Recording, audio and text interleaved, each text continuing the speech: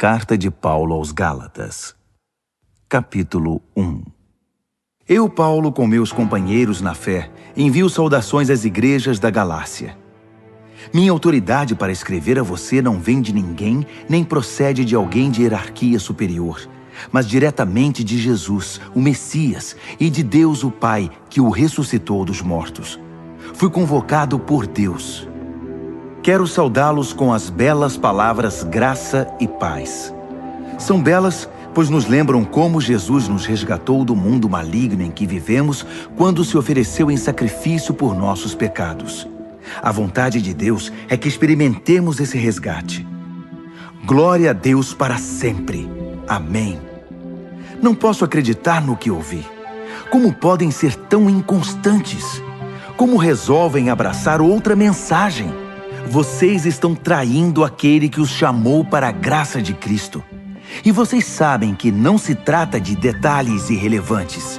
É outra mensagem, completamente diferente. É mentira deslavada sobre Deus. Os responsáveis por essa agitação estão virando a mensagem de Cristo de pernas para o ar. Quero deixar bem claro, se algum de nós, até mesmo um anjo do céu, pregar uma mensagem diferente da verdadeira e original, seja amaldiçoado. Vou repetir, se alguém, não importa a reputação ou as credenciais que possua, pregar uma mensagem diferente da que vocês receberam no início, seja amaldiçoado. Acham que falo desse modo para manipular alguém? Ou para impressionar o próprio Deus? Ou para ganhar aplausos do povo? Se meu alvo fosse popularidade, eu não seria escravo de Cristo. Saibam que a mensagem que transmiti a vocês não é mero discurso motivacional. Eu não a recebi de nenhuma tradição, nem a aprendi em alguma escola. Eu a recebi diretamente de Deus e de Jesus Cristo. Estou certo de que vocês ouviram a história da minha vida quando eu vivia no judaísmo. Na época eu perseguia a Igreja de Deus. Meu objetivo era destruí-la. Ninguém me superava no apego às tradições dos nossos antepassados. Mas Deus tinha planos para a minha vida. Quando eu ainda estava no ventre da minha mãe, Ele me escolheu e me chamou por sua graça, cheia de generosidade. Por sua intervenção, revelou seu Filho a mim para que eu o anunciasse aos outros povos, os que não são judeus. Logo depois desse meu chamado, fui para a Arábia. Não consultei ninguém e não fui a Jerusalém me aconselhar com os que já eram apóstolos. Mais tarde, voltei a Damasco. 3 anos depois, fui a Jerusalém para conhecer Pedro e saber mais sobre a fé. Foram apenas 15 dias, mas que dias aqueles! Com exceção de Tiago, irmão do Senhor, não vi nenhum outro apóstolo. Diante de Deus, estou falando a pura verdade. Então comecei meu ministério nas regiões da Síria e da Cilícia. Mesmo depois de todo aquele tempo, eu ainda não era conhecido nas igrejas cristãs da Judéia. O que sabiam de mim era apenas isto: aquele homem que antes nos perseguia, agora está pregando a mesma mensagem que tentou destruir. E como eles agradeceram a Deus e o adoraram por minha causa.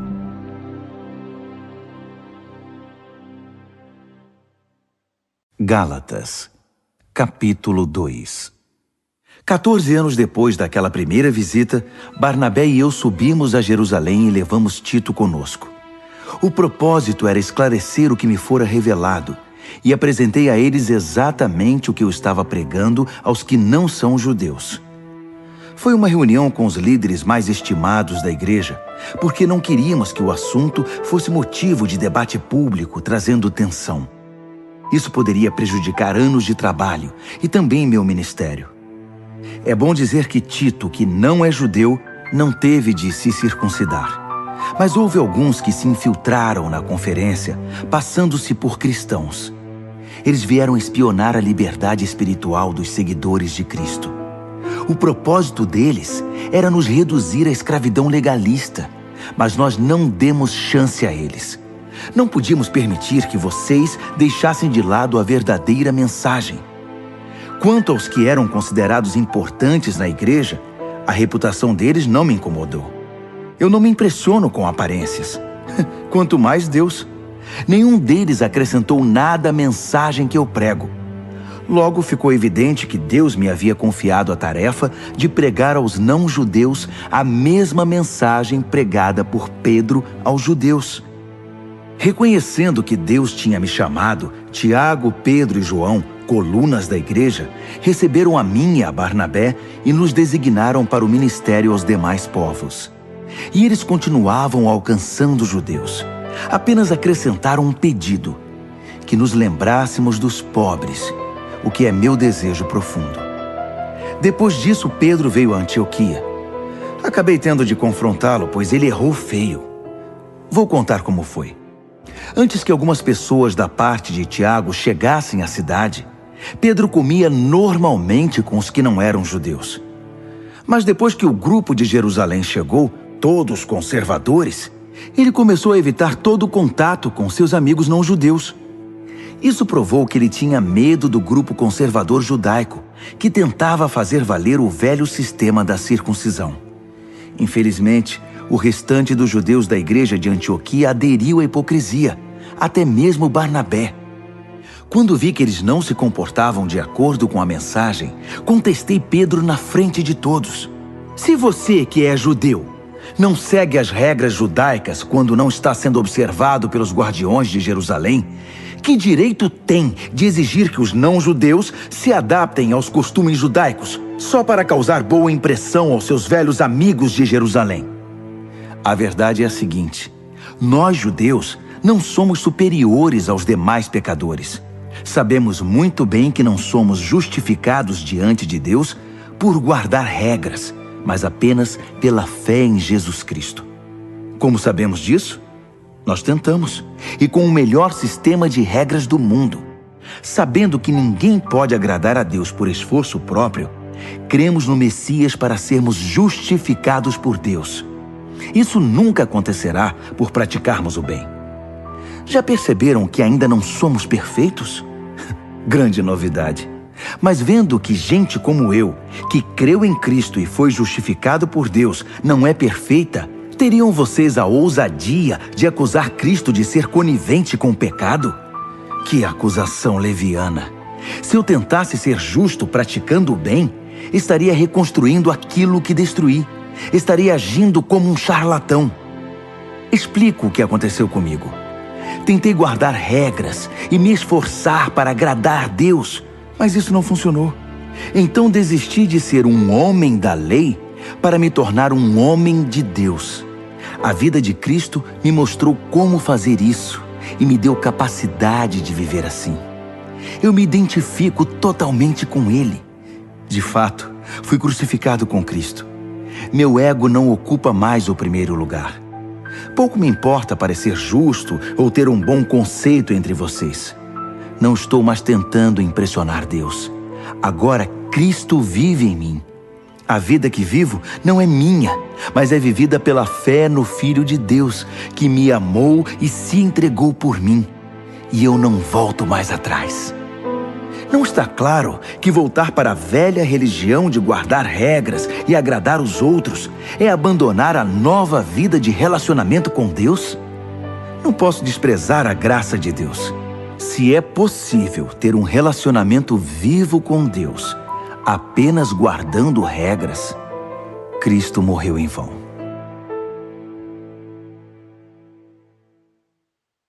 Gálatas, capítulo 3. Meus queridos Gálatas, vocês ficaram malucos. Alguém os enfeitiçou? Perderam o juízo? Algo muito estranho aconteceu, pois é óbvio que Jesus crucificado não está mais no centro da vida de vocês. E vejam que o seu sacrifício na cruz foi apresentado a vocês com muita clareza. Permitam-me perguntar, como começou a nova vida de vocês? Foi resultado do esforço para agradar a Deus? Ou foi por terem aceitado a mensagem de Deus? Pretendem continuar com essa loucura? É preciso perder o juízo para pensar que é possível completar por esforço próprio aquilo que foi iniciado por Deus.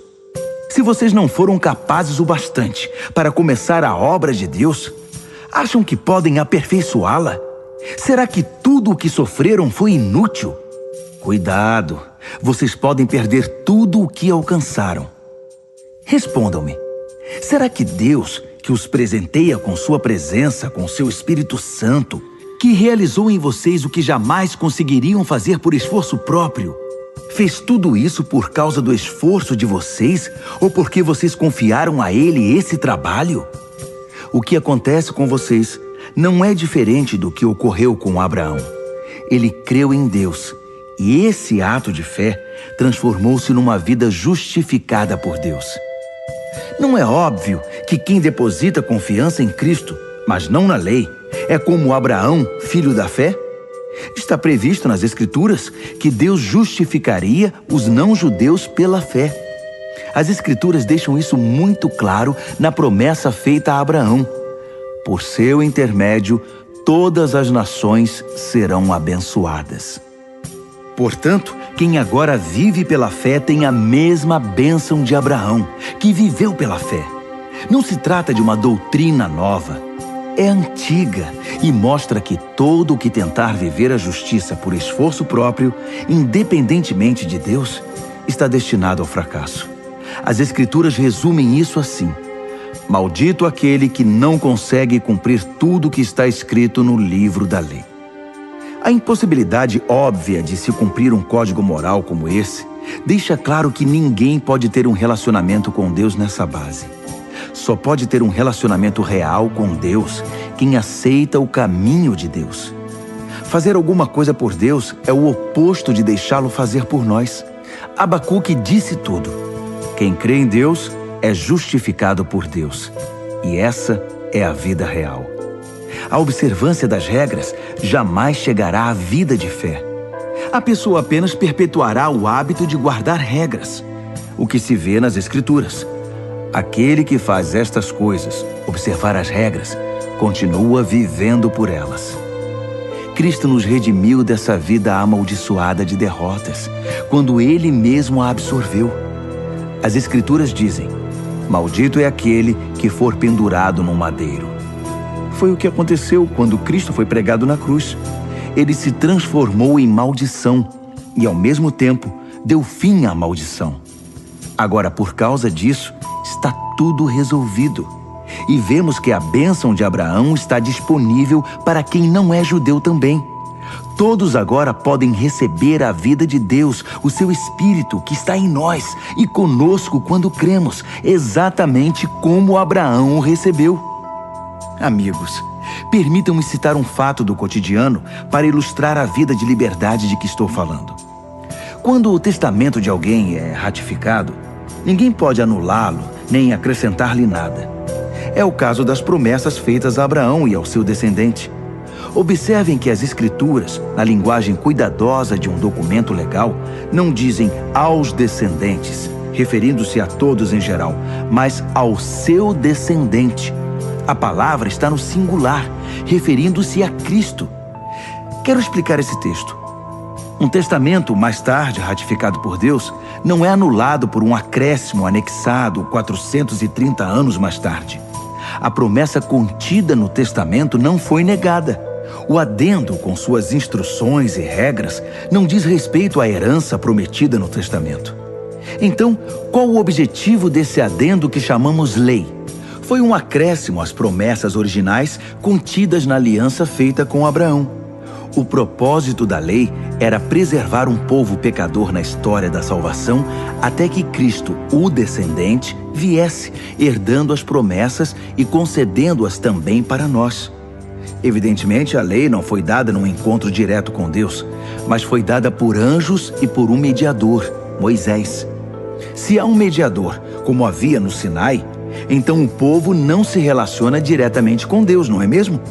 Mas a promessa original é a bênção direta de Deus, recebida pela fé. Estaria então a lei contra a promessa? Seria uma negação da vontade de Deus para nós? Nunca. Seu propósito foi mostrar que não tínhamos um relacionamento de verdade com Deus. Ou seja, mostrar como é absurdo esperar que um sistema religioso consiga sozinho o que só é possível com fé, pelo cumprimento da promessa de Deus. Pois se observar regras pudesse trazer vida para nós, nós já a teríamos obtido. A questão é que, enquanto ainda não havíamos chegado a ponto de responder com fé ao Deus vivo, fomos devidamente guardados e protegidos pela lei mosaica. A lei era como aqueles tutores gregos, bem conhecidos de vocês, que conduzem as crianças à escola e as protegem de perigos ou distrações, certificando-se de que chegarão aonde devem ir. Mas agora que chegaram ao destino, não precisam mais desse tutor. Pela fé em Cristo, vocês têm agora um relacionamento direto com Deus. O batismo que receberam em Cristo não foi um simples banho, mas um novo começo. Vocês também passaram a usar novas roupas, roupas de adulto na fé, a vida de Cristo, o cumprimento da promessa original de Deus. Na família de Cristo, não pode haver divisões entre judeus e não-judeus, escravos e livres, homens e mulheres. Entre vocês, todos são iguais. Isto é, nós todos estamos em um relacionamento comum com Jesus Cristo. Agora que são a família de Cristo, vocês são também os famosos descendentes de Abraão, herdeiros de acordo com as promessas da aliança. Gálatas, capítulo 4. Permitam-me mostrar a vocês as implicações disso. Enquanto é menor de idade, o herdeiro não está em posição melhor que a do escravo. Ainda que legalmente seja dono da herança, estará submisso a tutores e administradores até a data estabelecida por seu pai para a emancipação. Assim acontece conosco. Como escravos, dependíamos dos dominadores deste mundo, sem autoridade sobre a própria vida, pois ainda não havíamos sido emancipados.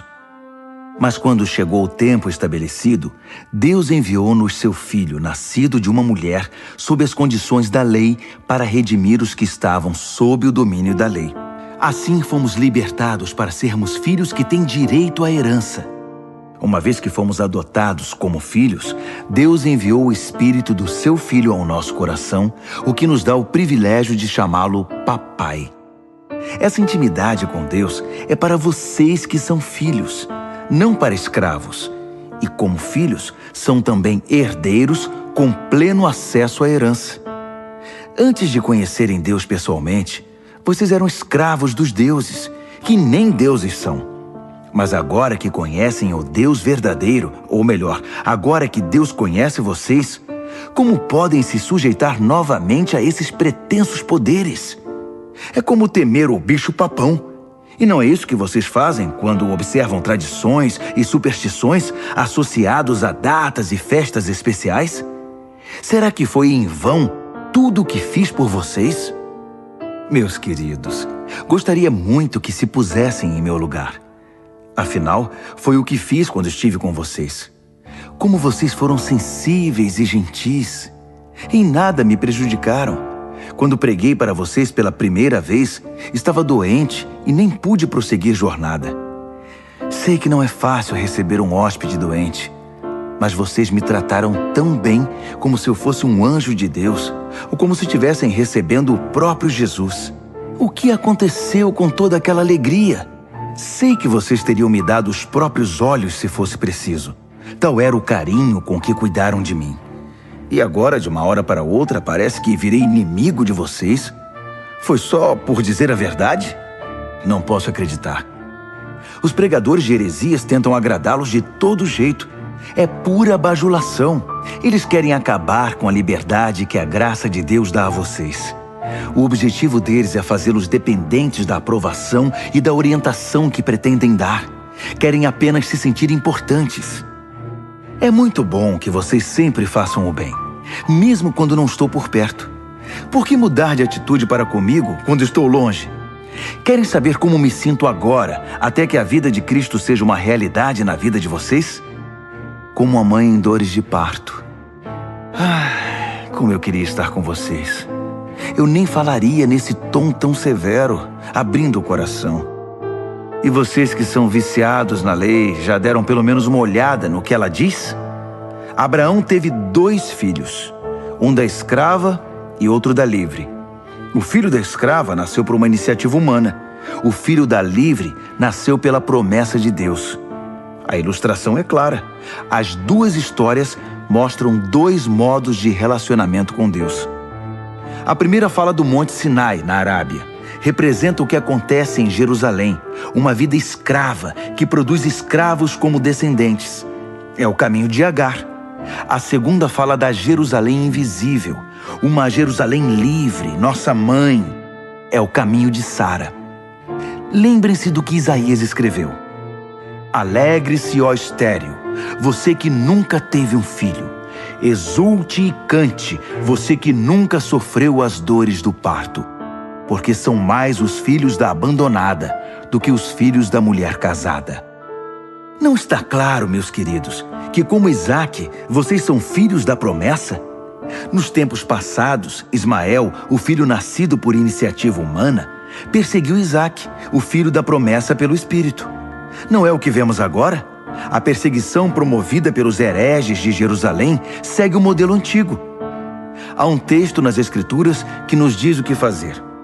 Expulse a escrava e seu filho, pois o filho escravo não será herdeiro com o filho livre.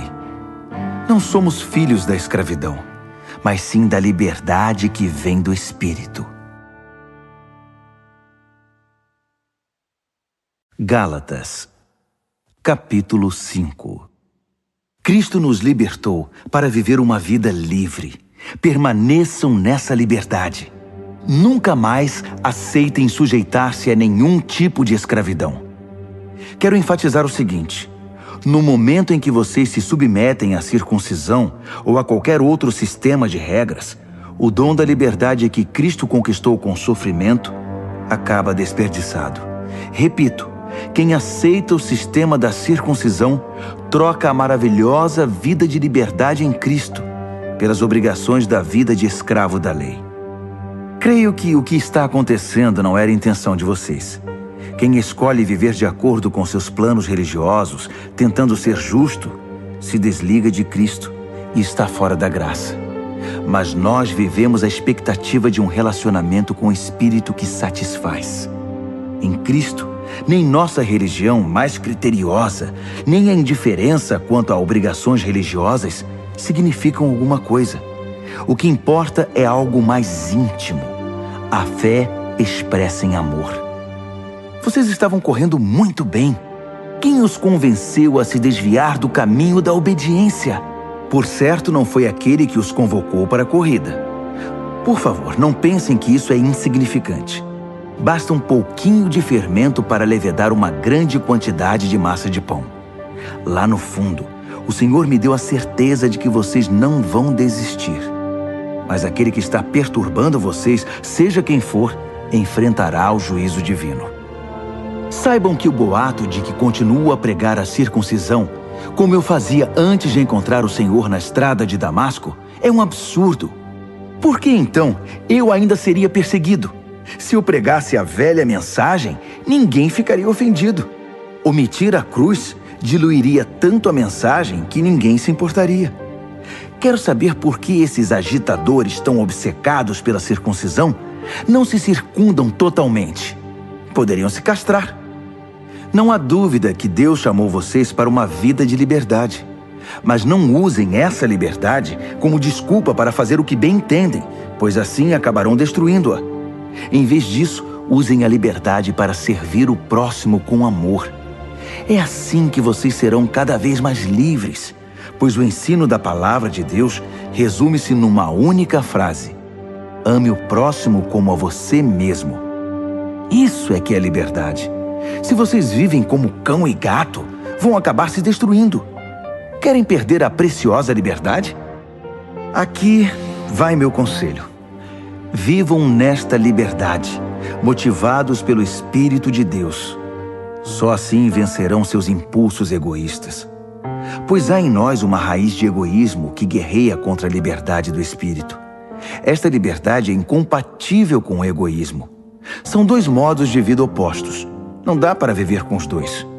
Por que não escolhem o caminho do Espírito? Só por ele poderão fugir dos impulsos inconstantes de uma vida dominada pela lei. Todos conhecem o tipo de vida de uma pessoa que quer fazer o que bem entende. sexo barato e frequente, mas sem nenhum amor, vida emocional e mental detonada, busca frenética por felicidade e sem satisfação, deuses que não passam de peças decorativas, religião de espetáculo, solidão paranoica, competição selvagem, consumismo insaciável, temperamento descontrolado, incapacidade de amar e de ser amado, lares e vidas divididos, coração egoísta e insatisfação constante, costume de desprezar o próximo, vendo todos como rivais, vícios incontroláveis, tristes paródias de vida em comunidade. E se eu fosse continuar, a lista seria enorme. Essa não é a primeira vez que venho advertir vocês. Se usarem a liberdade desse modo, não herdarão o reino de Deus. Mas vamos falar da vida com Deus. O que acontece quando vivemos no caminho de Deus? Deus faz surgir dons em nós, como frutas que nascem num pomar.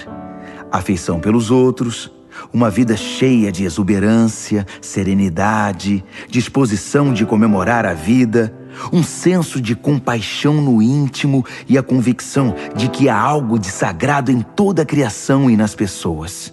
Nós nos entregamos de coração a compromissos que importam, sem precisar forçar a barra, e nos tornamos capazes de organizar e direcionar sabiamente nossas habilidades. O legalismo não produz nada disso, apenas atrapalha. Para quem pertence a Cristo, seguir o próprio caminho e deixar para depois as necessidades dos outros são atitudes que ficaram cravadas na cruz. Já que a vida do Espírito é o tipo de vida que escolhemos, convém lembrar que isso não é apenas uma ideia ou um sentimento no coração. Suas implicações devem ser realidade em cada área da nossa vida. Isso significa que não devemos ficar fazendo comparações como se um fosse melhor que o outro. Temos coisa mais importante a fazer na vida. Ninguém é melhor do que ninguém. Cada pessoa tem valor singular e inestimável. Gálatas, capítulo 6. Amigos, vivam com criatividade. Se alguém cair em pecado, restaurem-no com perdão. Guardem as críticas. Vocês podem precisar de perdão antes que o dia termine. Ajam com misericórdia e estendam a mão aos oprimidos. Compartilhem aquilo que pesa a vocês e cumpram desse modo a lei de Cristo. Se pensam que são bons demais para agir assim, estão muito enganados. Cada um examine com cuidado a si mesmo e a maneira segundo a qual está cumprindo a missão que recebeu e dedique atenção total a ela. Não fiquem admirando vocês mesmos, nem se comparando com os outros. Cada um precisa assumir o compromisso de fazer o melhor que puder com sua vida. Vocês, que já chegaram à maturidade, sejam generosos com aqueles que os instruíram, compartilhando com eles tudo o que de bom possuem e experimentam. Não se enganem, ninguém faz Deus de bobo. Toda pessoa colhe o que plantou. Quem planta egoísmo, ignorando a necessidade dos outros e a Deus, colherá o mal. O resultado de sua vida será frutos inúteis. Mas aquele que planta conforme Deus, permitindo que o Espírito faça a obra de crescimento nele, terá uma colheita de verdadeira vida, vida eterna. Portanto, não se cansem de fazer o bem. No tempo certo, teremos uma boa colheita, se não nos desesperarmos nem desistirmos. Cada vez que tivermos chance, trabalhemos para o benefício de todos, a começar pelos mais próximos de nós na comunidade da fé. Nestas linhas finais, chamo a atenção para os traços grossos da minha caligrafia, para ressaltar a importância do que escrevi. Aqueles que tentam impor a vocês a prática da circuncisão têm um único objetivo: querem parecer bons sem fazer esforço, pois não têm coragem de viver a fé que compartilha o sofrimento e a morte de Cristo. A doutrina deles nada é, até porque nem eles guardam a lei. Observam apenas as leis que interessam aos seus propósitos. Eles querem que vocês sejam circuncidados para que possam se orgulhar do sucesso em recrutá-los para o lado deles. Como são desprezíveis! Quanto a mim, não vou me orgulhar de nada, a não ser da cruz do nosso Senhor Jesus Cristo. Por causa daquela cruz, fui crucificado aos olhos do mundo, libertado da atmosfera sufocante, da necessidade de agradar os outros e me encaixar nos padrões mesquinhos ditados por eles. Percebem que esta é a questão principal? Não é o que fazemos, como submeter-se à circuncisão ou rejeitá-la. É o que Deus está fazendo. E Ele está criando algo novo, uma vida livre. Todos os que caminham por esse padrão são um verdadeiro Israel de Deus, seu povo escolhido. Paz e misericórdia sejam com eles. Francamente, não quero mais ser incomodado com essas disputas. Tenho coisas mais importantes para fazer, como viver a fé com seriedade. Trago em meu corpo as cicatrizes do meu trabalho por Jesus. Que tudo o que nos é concedido livremente pelo Senhor Jesus Cristo venha a ser de fato de vocês, meus queridos amigos. Amém.